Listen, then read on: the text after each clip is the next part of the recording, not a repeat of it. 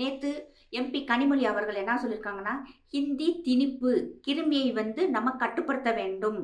நோய் கிருமியைப் போல, நோய் தொற்றைப் போல ஊரெங்கும் பரவி கிடக்கிறத நம்ம தடுக்க வேணும் அப்படின்னு சொல்லியிருக்கிறாங்க. அதாவது ஹிந்திய நோய் தொற்று, அது ஒரு கிருமி. இத ஊரு புறம் பரவிடாம நம்ம கண்ட்ரோல் பண்ண வேணும் அப்படின்னு சொல்லியிருக்கிறாங்க. அதாவது இப்ப நம்ம ஊர சுத்தி பார்த்தோம்னா, 10 தெருவுக்கு ஒரு சாராய கடை, டாஸ்மார்க் இருக்கு.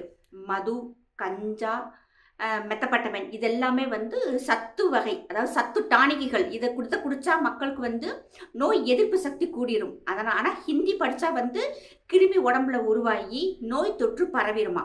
அதனால் இனிமேல் இவங்க சொல்கிற மாதிரி இவங்க அந்த வீரன் அப்படிங்கிற சாராய கடையில் இருக்கிற எல்லா டானிக்கையும் வாங்கி குடிச்சிட்டு மக்கள் தெம்ப தைரியமாக நடக்கணும் அப்படின்னு சொல்கிறாங்க.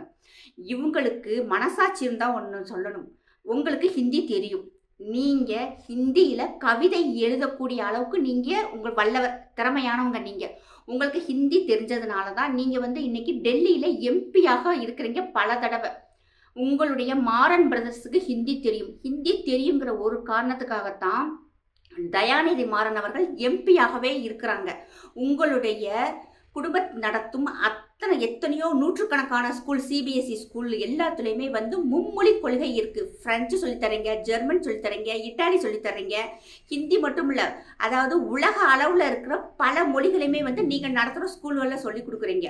இப்போ அந்த மாதிரி பெரிய பெரிய ஸ்கூல்களில் வசதியானவங்க மட்டும்தான் படிக்க வைக்க முடியும். இன்றைக்கி பார்த்தோம்னா மிடில் கிளாஸ்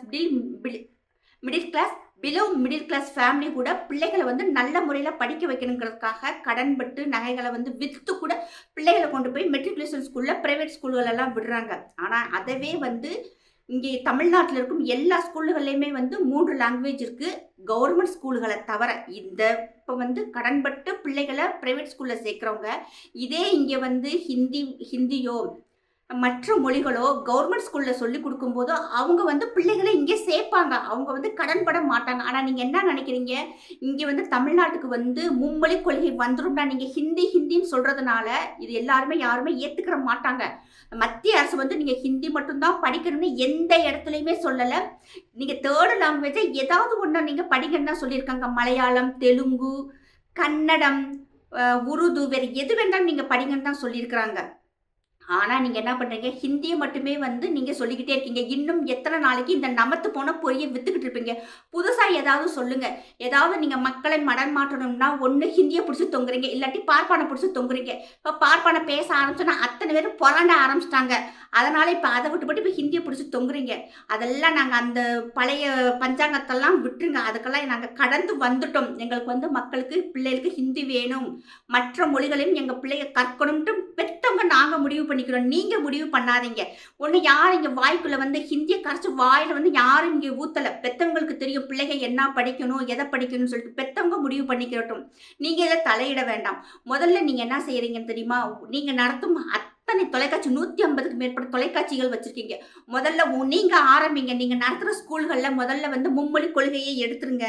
நீங்க வெளி மாநிலங்கள்ல நடத்துற அத்தனை டிவி சேனல்களையும் பேன் பண்ணிருங்க. தொடக்கம் உங்கள்கிட்ட இருந்தே ஆரம்பிக்கட்டும். அதுக்கு பிறகு நீங்க மக்கள்கிட்ட வரலாம்.